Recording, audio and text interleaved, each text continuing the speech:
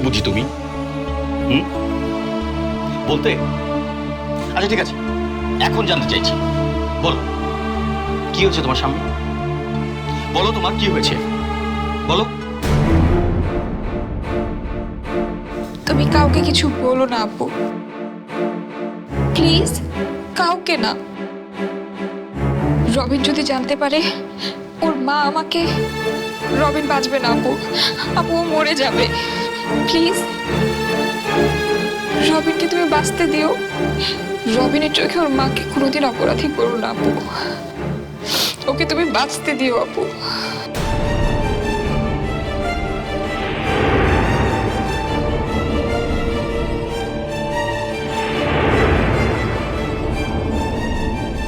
তোকে ভালোবাসবো না তো কাকে ভালোবাসবো বল?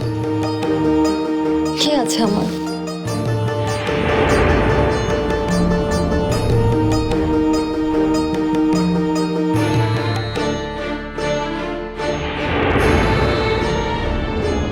জানি বলতে পারবে না।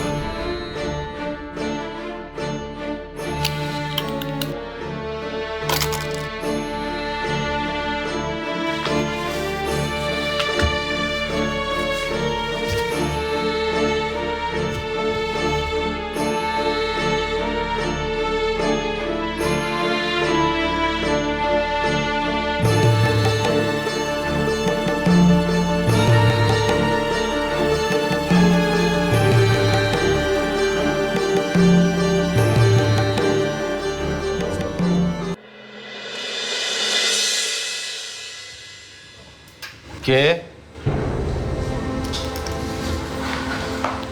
জেনি, তুমি অফিসে এসছো? বসো না। তোমার শরীর ভালো? শরীর একদম ঠিক আছে স্যার। সারি বলছো? তোমার না বাকি জীবনটা আমাকে ভাইয়া বলে ডাকার কথা?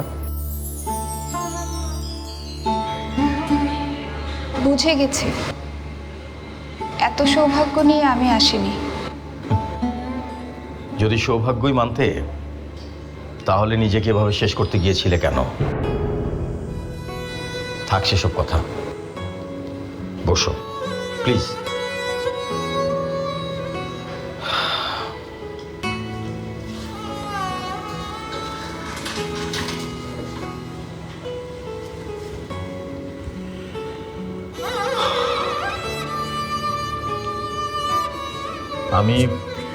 আমি তোমাকে কথা দিয়েছিলাম যে আমি তোমাকে একটা পরিবার দেব। পরিবারের যে অপ্রাপ্তি, সেটা আমি তোমাকে পূরণ করে দেব, কিন্তু আমি সেটা করতে পারিনি। আমাকে তুমি ক্ষমা করে দিও।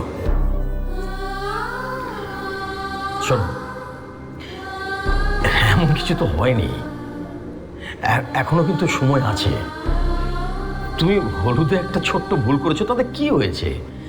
কিছুই তো হয়নি। তুমি যদি চাও তাহলে কিন্তু বিয়েটা এখনো হতে পারে। না না স্যার, পরিবার পাবার স্বাদ আমার মিটে গেছে। দেখলাম তো স্যার, পরিবারের মধ্যে কত নোংরামি থাকতে পারে। পরিবারের মধ্যে স্বস্তি যেমন আছে, সুখ যেমন আছে, কত রকম কদর্যতাও তো আছে। আমি সেসব সহ্য করতে পারবো না স্যার। হয়তো এই কারণেই ঈশ্বর আমাকে কোনো পরিবার দেয়নি। একটা দিন আগে হলেও আমি হয়তো বড়াই করে বলতে পারতাম আমার পরিবারে কোনো কদর্যতা নেই, কিন্তু এখন আর সেটা বলার সাহস আমার নেই। কারণ আমি জানি আলোর উৎস যে বাতি,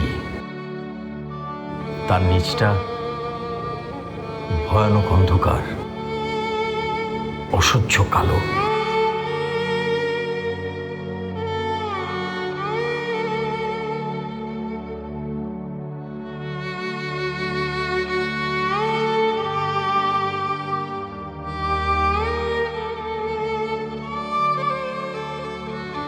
স্যার, কি এটা?